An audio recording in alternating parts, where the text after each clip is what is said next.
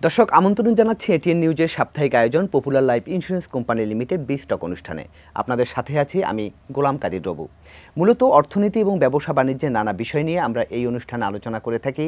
আজ আমরা আলোচনা করব সম্প্রতি সরকার যে প্রায় 100টির মতো পণ্য এবং সেবায় যে শুল্ক এবং ভ্যাট আরোপ করেছে, সেই ভ্যাট এবং শুল্ক আরোপ করার ফলে জিনিসপত্রের দাম নতুন করে বাড়ার যে সম্ভাবনা তৈরি হয়েছে এবং সেই সঙ্গে সেটি জনজীবনে কতটা চাপ তৈরি করবে এবং শুধু জনজীবনেই না, যারা শিল্প কারখানা চালাচ্ছেন শিল্প উৎপাদনে কতটা প্রভাব পড়বে সেসব নিয়ে আমরা আলোচনা করব এই অনুষ্ঠানে।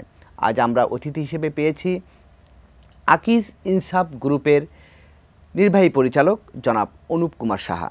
জনাব অনুপ কুমার সাহা, আপনাকে স্বাগত জানাচ্ছি আমাদের এই আলোচনায়। ধন্যবাদ।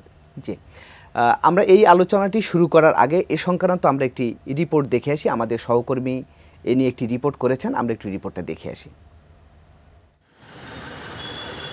ব্যবসায়ী ও সাধারণ মানুষের বিরোধিতা সত্ত্বেও কর হার বাড়ালো অন্তর্বর্তী সরকার। বৃহস্পতিবার রাতে জাতীয় রাজস্ব বোর্ড এনবিআর এ সংক্রান্ত দুটি অধ্যাদেশ জারি করে, যার ফলে শুক্রবার থেকে ভ্যাট বাড়ল শতাধিক পণ্য ও সেবায়।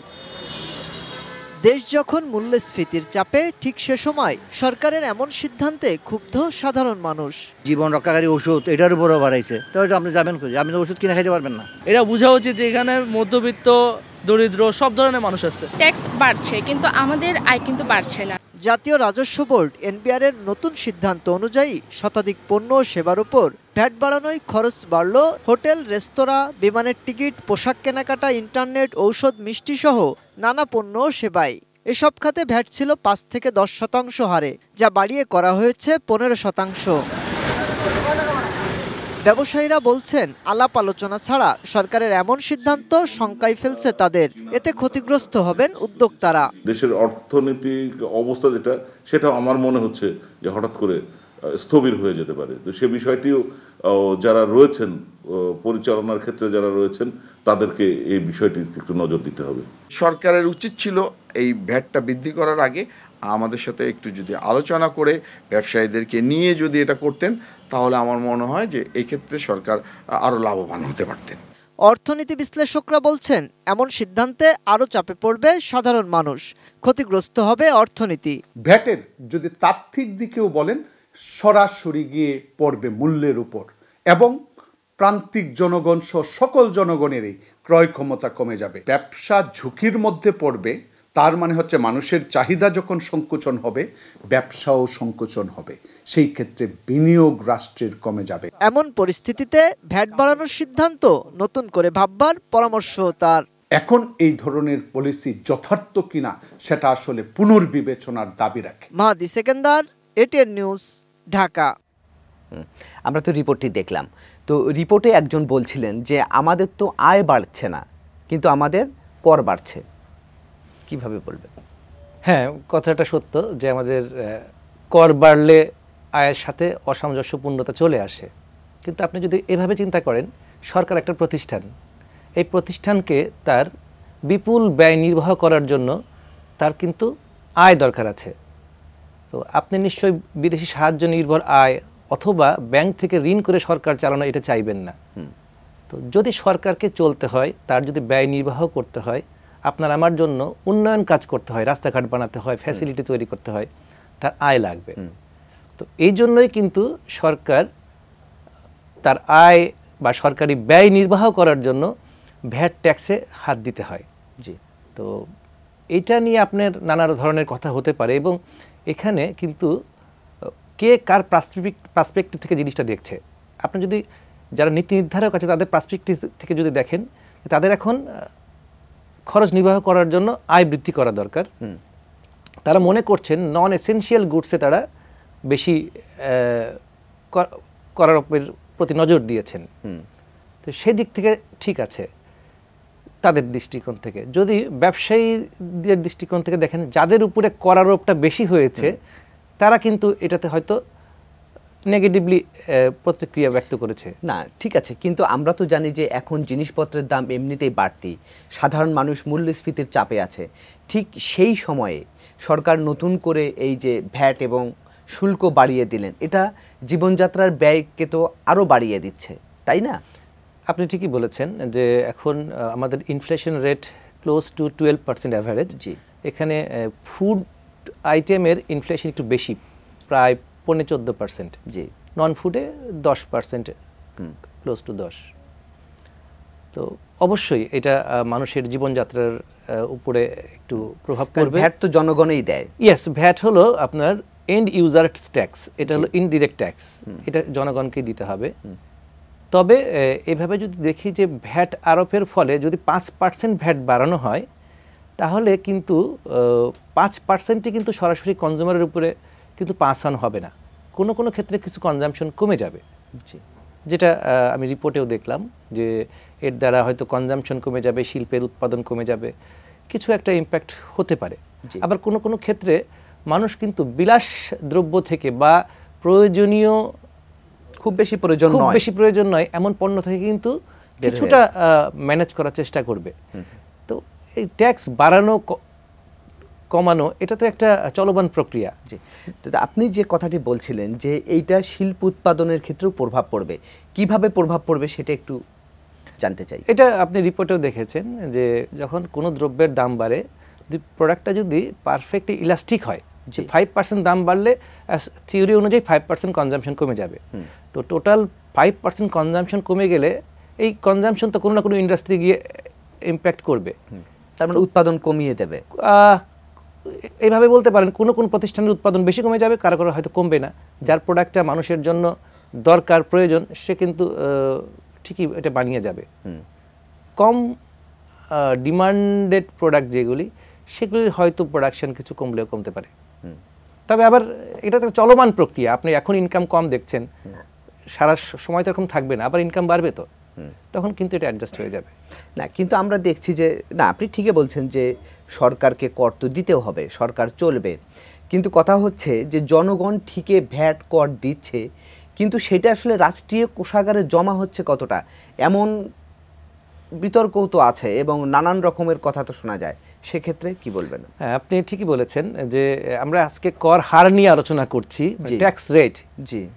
কিন্তু ট্যাক্স নেট নিয়ে কেউ কথা বলছি না। জি।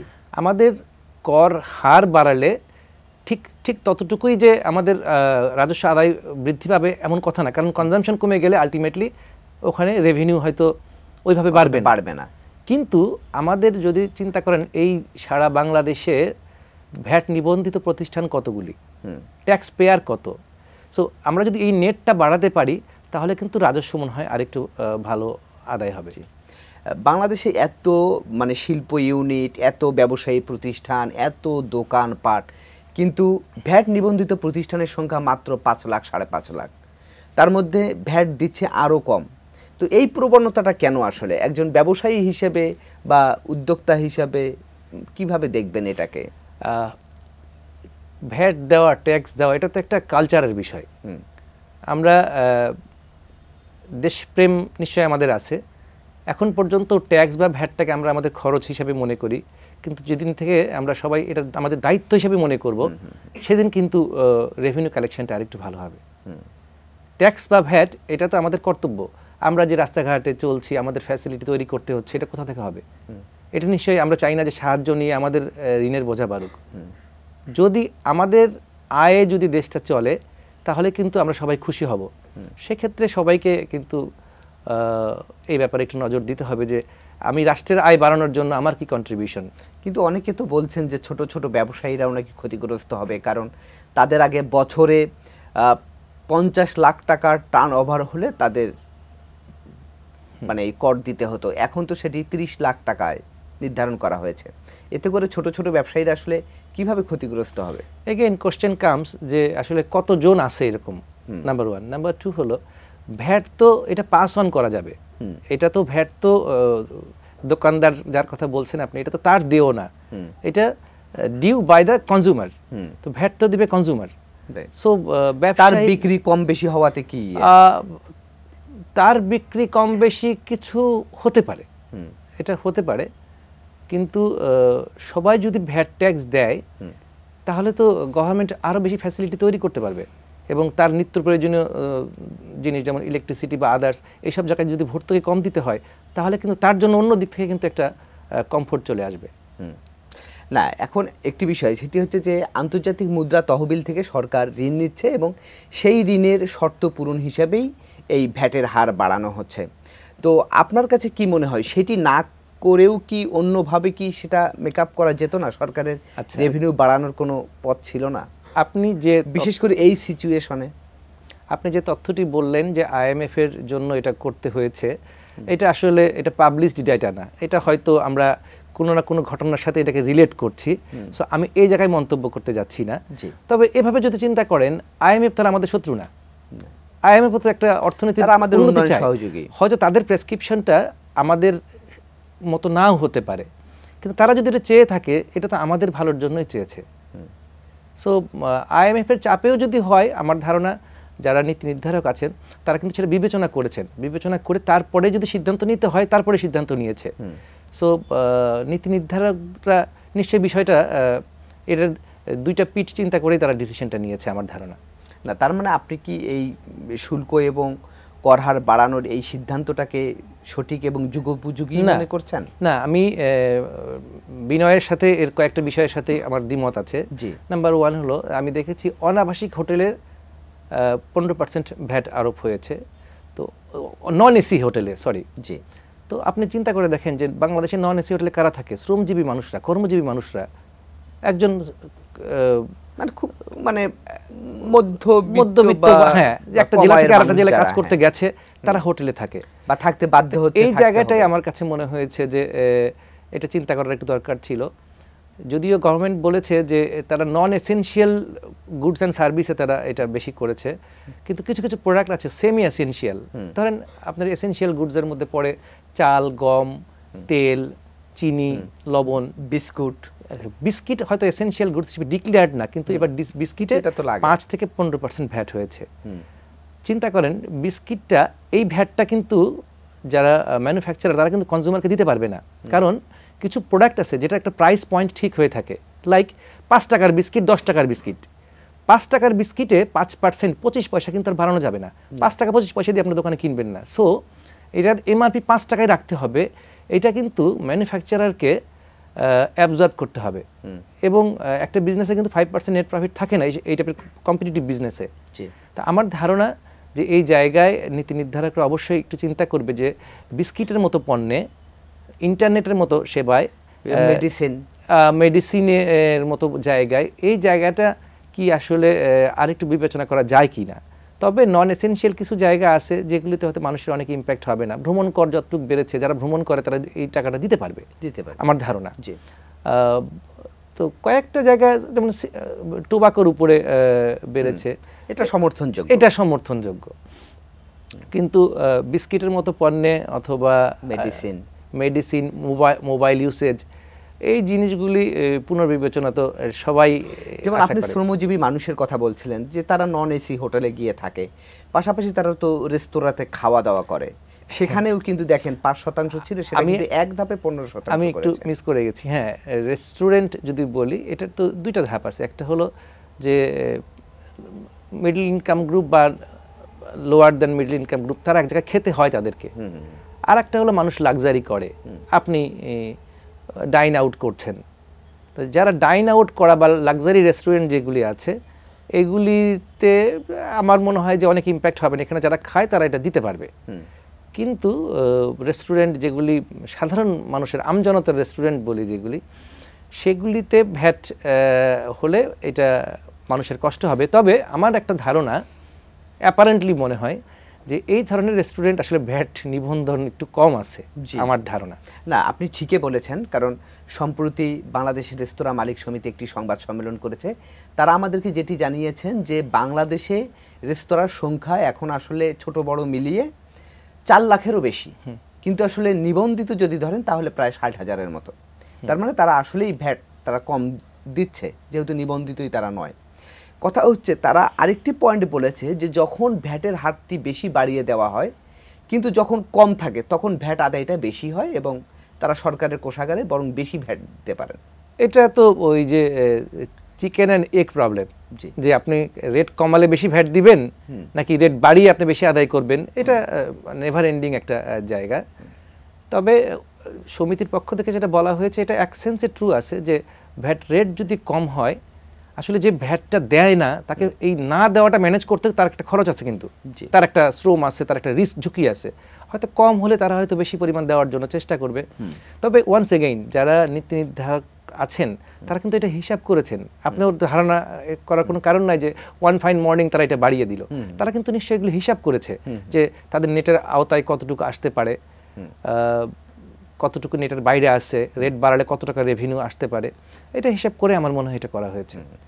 আপনি কিন্তু বলছিলেন যে আপনার কয়েকটি বিষয়ে আসলে একটু পর্যবেক্ষণ বা কিংবা সরকার পুনর্বিবেচনা করতে পারে। তো আপনি একটি পয়েন্ট বলেছেন যে যে হচ্ছে ওই কী বলে নন এসি হোটেল রেস্টুরেন্ট এবং কম এসেনশিয়াল যে প্রোডাক্টের ব্যাপার সেগুলো আপনি বলেছেন। তো আপনার কাছ থেকে একটু পরে যে আর কি পর্যবেক্ষণ আপনার আছে কিংবা সরকার আর কোন কোন জায়গাগুলো একটু পুনর্বিবেচনা করতে পারে সেটি একটু শুনবো, তবে তার আগে নিচ্ছি ছোট্ট একটি বিরতি। দর্শক, আপনারা দেখছেন popular life insurance company limited বিস্টক অনুষ্ঠান। এবার নিচ্ছি ছোট্ট একটি বিরতি, আমাদের সঙ্গেই থাকুন।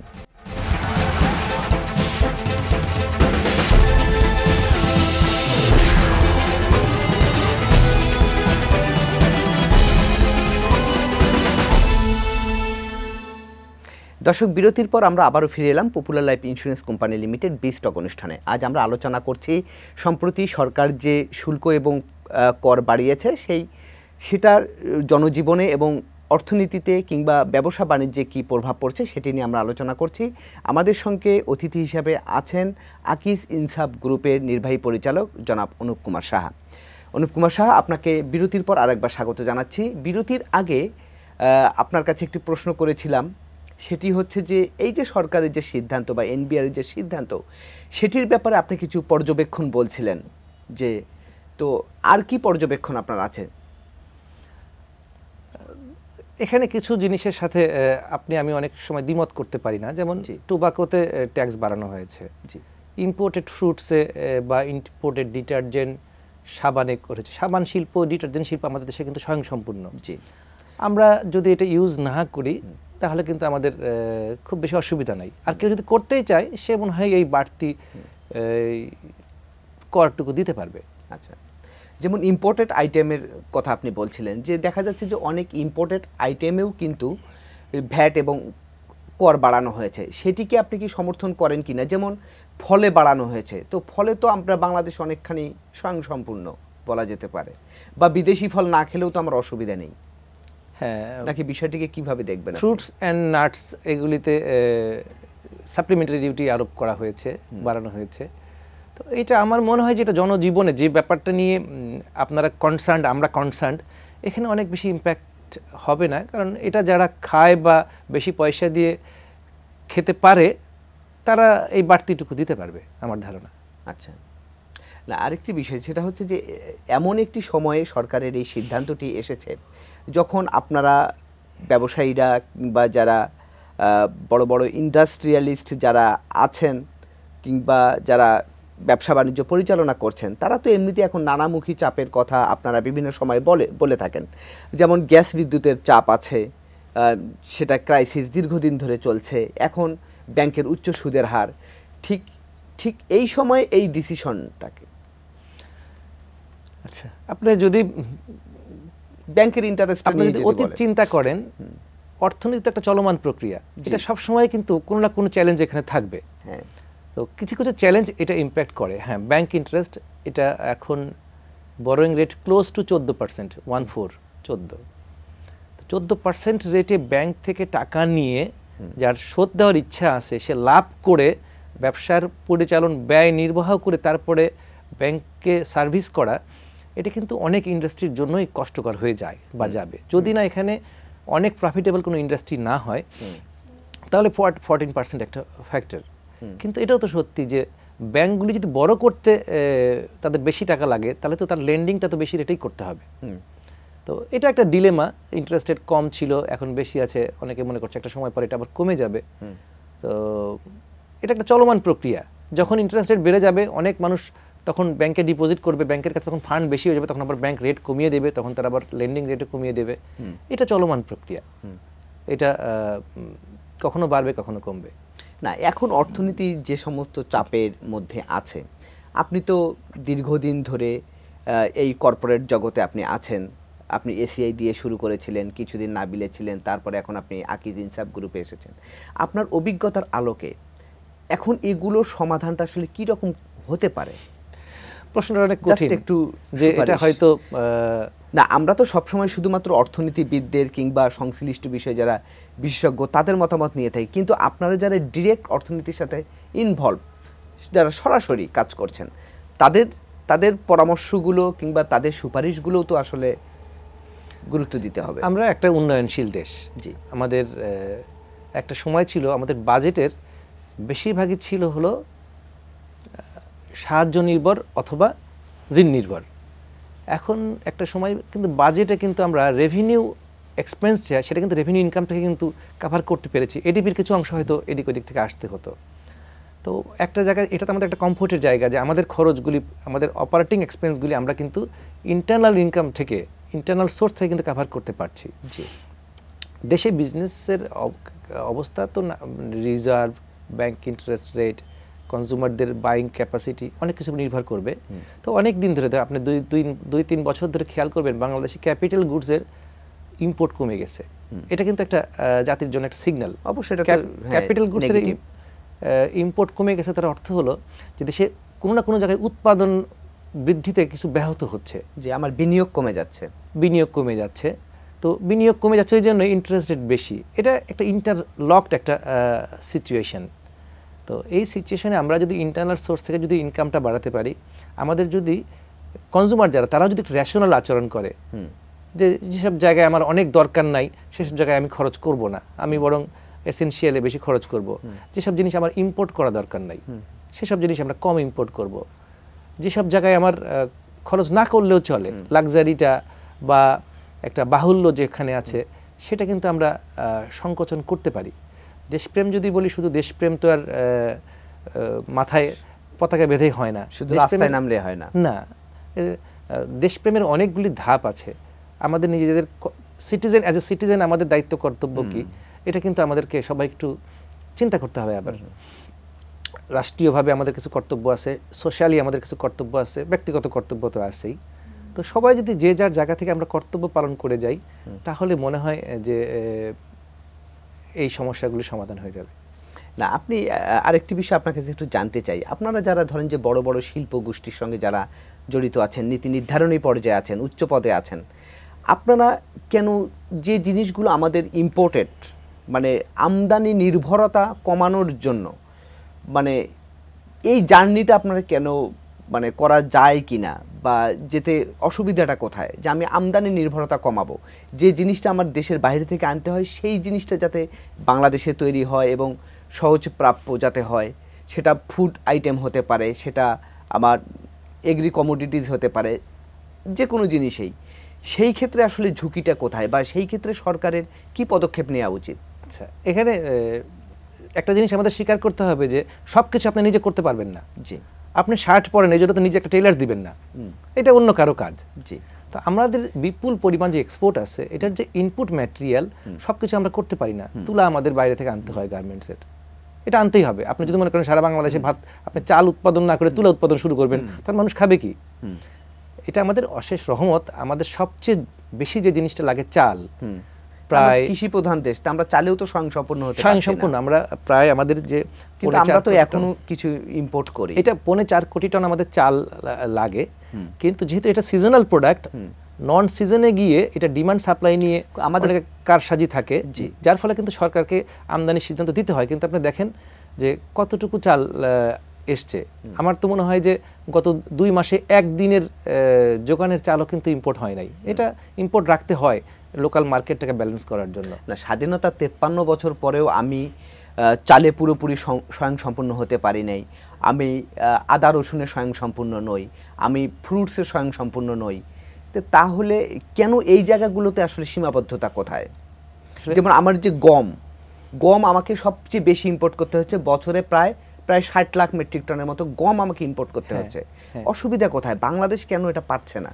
প্রথমত হলো যে আপনার সীমাবদ্ধতা আপনাকে বুঝতে হবে। জি। আপনার ল্যান্ড তো অবারিত না, আপনার ইউ হ্যাভ লিমিটেড ল্যান্ড। আপনি কি করতে পারবেন, ল্যান্ডের ইউসেজ বাড়াতে পারবেন, এর ফ্রিকোয়েন্সি বাড়াতে পারবেন। একটা জমিতে আপনি 2 বার 3 বার প্রোডাকশন করবেন, ইল্ড বাড়ানোর জন্য আপনি সায়েন্টিফিক্যালি ইমপ্রুভ করবেন। সব জায়গায় ইম্পোর্ট হয়েছে, কিন্তু এভাবে চিন্তা করেন 3 দশকে গমের চাহিদা প্রায় 3 গুণ বেড়ে গেছে। আগে আমাদের দেশে 20 লাখ টনের মতো গম লাগতো, ধরেন লেট 90s বা আর্লি 2000-এ। এখন এটা 70 লাখ টনের মতো গম লাগে। আমাদের local production 10 lakh 12 lakh ton, এটা ওইখানে রয়ে গেছে। এখন আমাদের কিন্তু 50-60 লক্ষ টন আমাদের ইম্পোর্ট করতে হয়। আমরা খাচ্ছি তো, এগুলো নিয়ে তো ফেলে দিচ্ছি না। আমরা যদি না খাই তাহলে ইম্পোর্ট করতে হবে না, কিছু না কিছু খেতে হবে।